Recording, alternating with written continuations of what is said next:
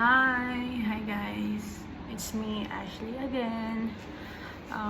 Record ko lang yung sarili ko to update you na nandito na ako sa Bahrain.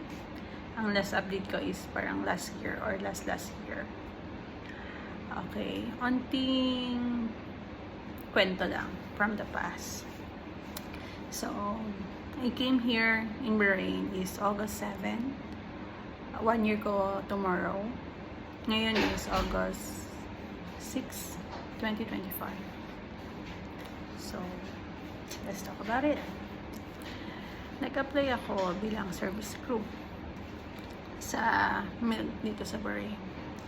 And then, suddenly, nag-resign ako nung July. So,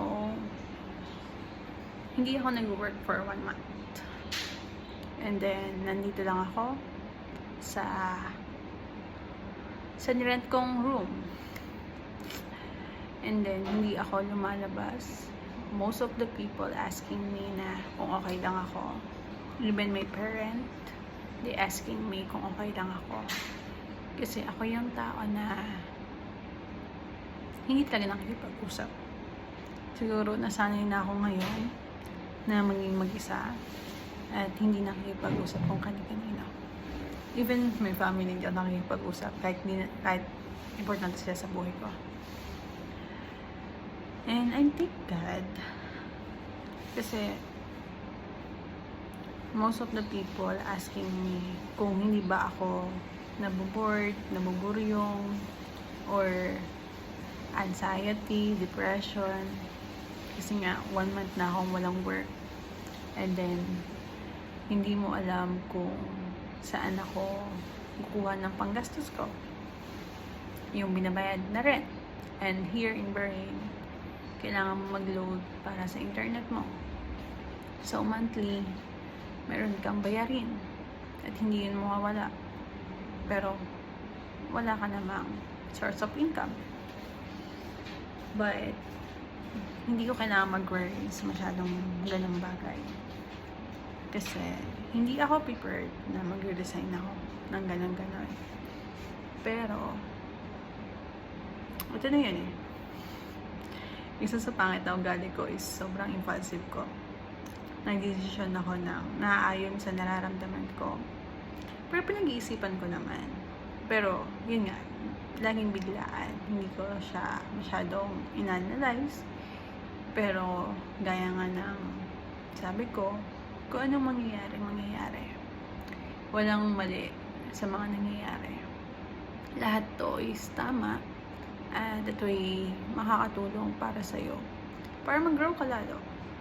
Kung hindi siguro ako nag-resign, hindi ko makikita yung sarili ko na kaya ko maging mag-isa. At happiness is not about surrounding a lot of people. Surrounding sa mga tao na nandyan sa'yo, daw, tutulong daw. No. Pero may mga tao na talagang tutulong sa akin. At thank you sa mga taong yun. Sa mga online friends ko, sa mga old friends ko, na although bilang lang naman sila kasi hindi nga ako nakikipag-usap talaga. And then, ayun.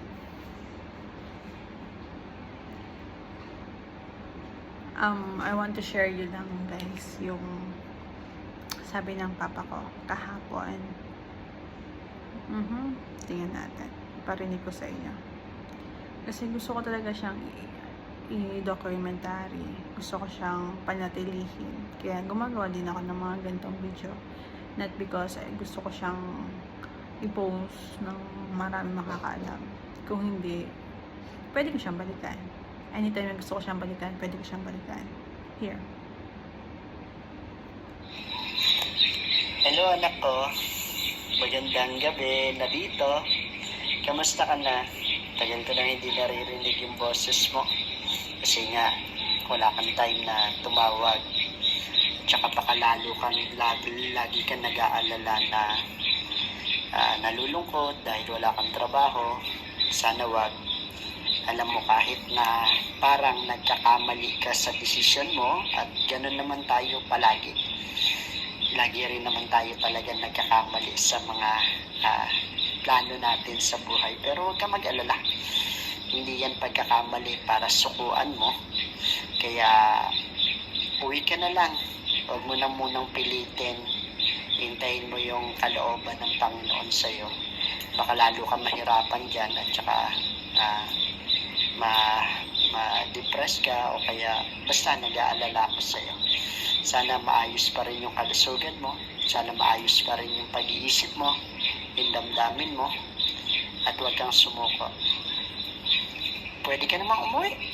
Uwi ka na muna.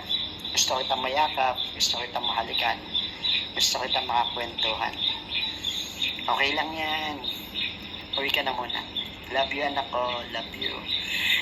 Lagi ako nananalangin para sa kabutihan mo. Huwag ka mag-alala. Napakabuti ng Diyos sa iyo at sa buhay ng bawat isa sa atin. Purihin siya. Kaya salamat sa iyong pagtitiis dyan. Pero hindi mo kailangan tiisin ang maraming bagay.